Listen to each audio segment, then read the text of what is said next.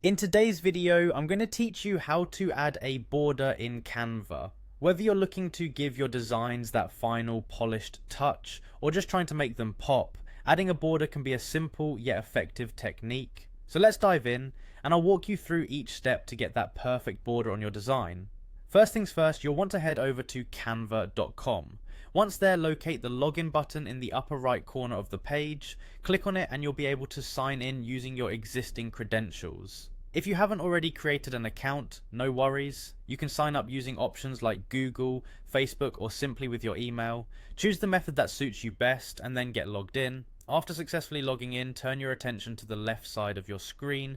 You'll notice a set of 3 horizontal lines. This is your menu. Click on these lines and then select Create a Design from the drop-down menu that appears. This is where the creative magic begins. You'll be presented with a variety of templates. Feel free to choose from them, or if you're feeling particularly creative, you can start a brand new design from scratch. The templates range across different types, so there's likely something that fits what you're envisioning. Once you have your canvas ready, it's time to add the border. On the left hand side, look for the Elements tab within the editor interface.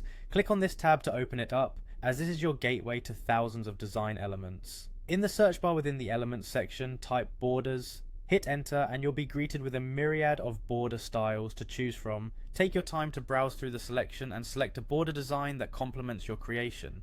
Once you've found a border you like, simply click on it or drag it onto your design canvas. Don't worry if it doesn't fit perfectly at first, we'll take care of that in the next step. Now that your border is on the canvas, you can adjust it to fit your requirements. Click on the border and you'll see handles on each corner and side. These handles allow you to resize the border easily. You can also click and drag if you want to reposition it.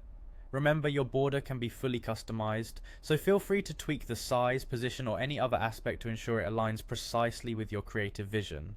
And there you have it, your border is now part of your design.